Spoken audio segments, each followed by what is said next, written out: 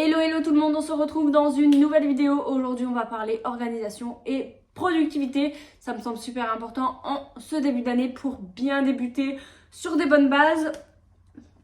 C'est hyper important. Si vous êtes du genre à courir après le temps, oublier la moitié de vos tâches, etc. Cette vidéo est faite pour vous. Ça a été testé et approuvé par moi-même. Donc je vais vous donner 10 conseils pour mieux organiser sa vie. Voilà, prenez un stylo, un crayon, un carnet, installez-vous confortablement et prenez des notes.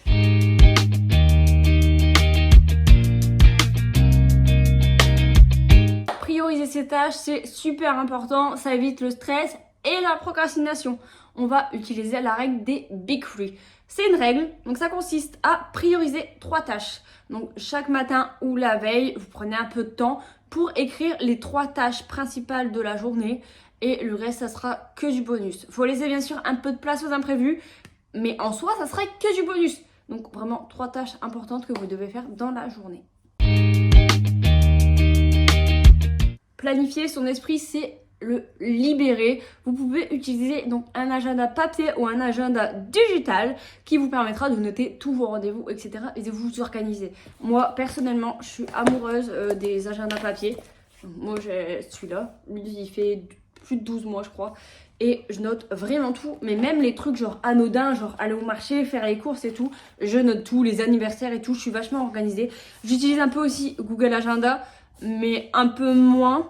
Genre ça me permet, genre quand je reçois des mails et qu'il y a genre des festivals à noter, ça se met direct dans mon Google Agenda et je le vérifie de temps en temps. Mais vraiment l'agenda papier, au moins dès que j'ai un truc et tout, je l'ai toujours avec moi. Ou bien je pense toujours à le noter. Vraiment c'est mon meilleur ami de tous les jours. Voilà, donc je vous conseille, il y en a plein en furet, il y en a pour tous les prix, il y en a pour tous les goûts. Et ça permet d'être organisé au max. Le batching, c'est regrouper plusieurs tâches similaires pour rester focus.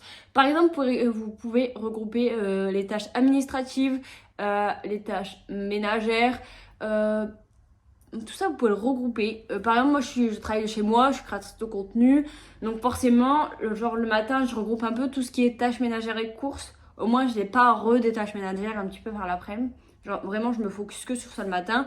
L'après-midi je fais du montage, de la veille, etc. Moi je me concentre essentiellement sur ça. Et le soir c'est plus des réponses aux messages et aux mails. Au moins je me concentre essentiellement sur ça.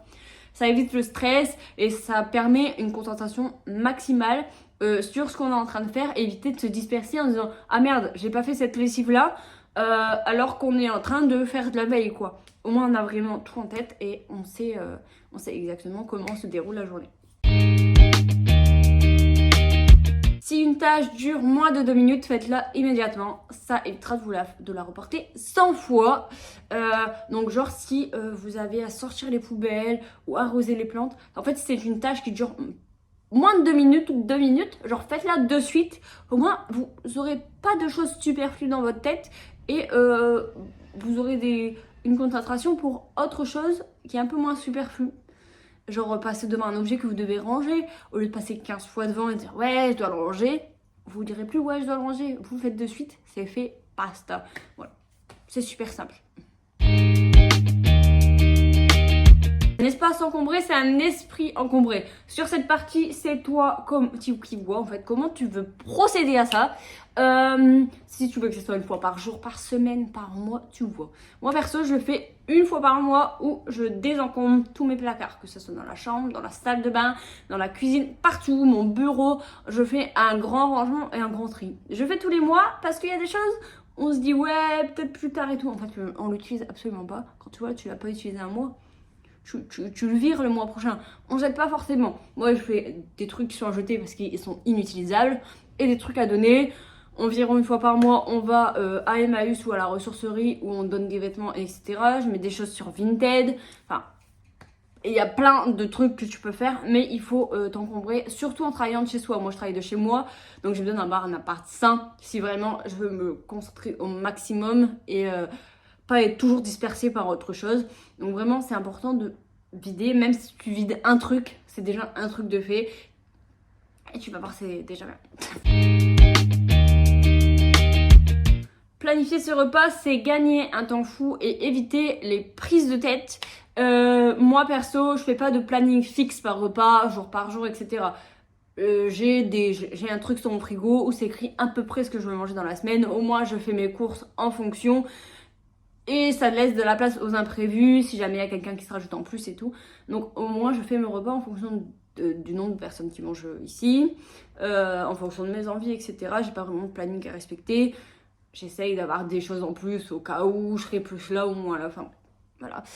Souvent, je fais un truc de repas pour 2 semaines parce que, en vivant toute seule, je fais pas beaucoup mes courses, hein, voilà. Ou bien je vais au marché, donc je vais racheter souvent des fruits et légumes. Mais ça permet d'avoir moins de stress et pas de me répéter tous les jours qu'est-ce qu'on va manger. Enfin, si je me le dis, mais je sais, j'ai juste à aller regarder sur le frigo et regarder ce que j'ai dans mon frigo pour voir à peu près ce que je vais manger. J'ai pas à me casser la tête et au moins, ouais, ça évite plein de stress. Prendre soin de soi, c'est important pour rester productif et équilibré. Faut faire attention à déjà dormir bien, environ 7 à 8 heures par nuit si vous pouvez. Il faut faire de l'activité physique et bien manger, manger équilibré. Déjà, si on fait ça, c'est un bon point et on reste assez stable et bien dans sa vie. C'est d'en prendre soin de soi. Mais aussi, il y a des trucs un peu plus, genre prendre du temps pour vous, genre faire un bon bain, faire du coloriage, libérer vos pensées, même mater un film et tout. Vraiment, prenez du temps pour vous. C'est pas des choses où vous vous dites « Oh, je perds mon temps ». Non, on en a besoin pour éviter de se stresser au max. Et notre corps a besoin de ça dans tous les cas. Donc, faites-le. Vous avez besoin de prendre soin de vous, que ce soit physique, mental, dans le fait de dormir. Vous avez besoin de ça. Il faut aussi apprendre à gérer ses émotions en clarifiant ses besoins, en savant ce qui est mieux pour nous, en s'entourant de positifs. Ça, c'est du bien-être encore plus poussé que de la lecture ou regarder la télé. Je vous jure, c'est un bien-être de fou. Dire non, c'est fixer ses limites et c'est super important pour vous.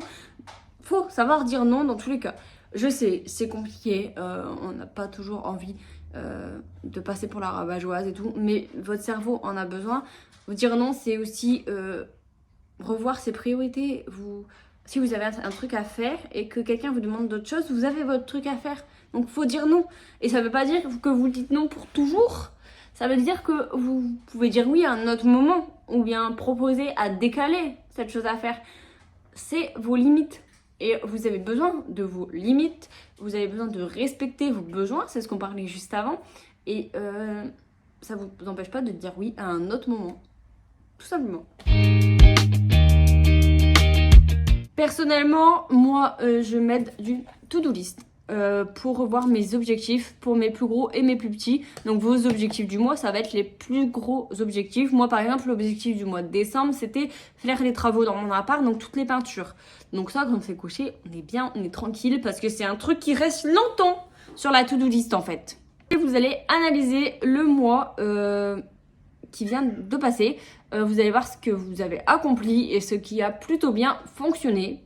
Vous allez faire le tri dans vos objectifs en identifiant ce qui a bien fonctionné et en mettant en pause ou en arrêtant ce qui a beaucoup moins bien fonctionné ou ce qui est à remettre à plus tard, ce qui n'a plus de valeur en vrai. Vous allez fixer vos objectifs pour le mois à venir. Ça peut être des plus gros trucs comme des petits trucs, comme laver sa voiture, à faire des gros travaux. C'est vous qui voyez vos objectifs à faire du mois. Ça dépend vraiment de vous, du mois, de l'argent que vous avez dans ce mois-ci aussi. Ça dépend de beaucoup de choses. Il faut savoir rester flexible et savoir gérer les imprévus. Je sais que c'est compliqué, surtout quand on est très organisé. Moi, gérer des imprévus pendant des années, c'était impossible. Vous ne pouvez pas me dire un imprévu sans que ça me mette un stress maximal.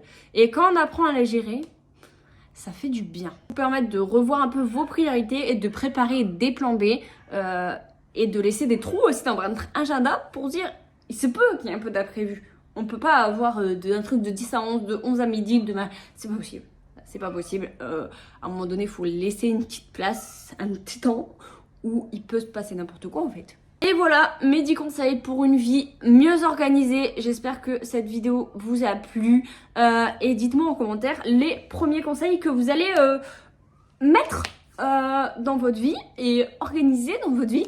Voilà, je vous laisse aller vous abonner, mettre un like et puis allez vous abonner aussi sur Insta et TikTok. Et je vous fais des gros bisous et à bientôt pour une nouvelle vidéo.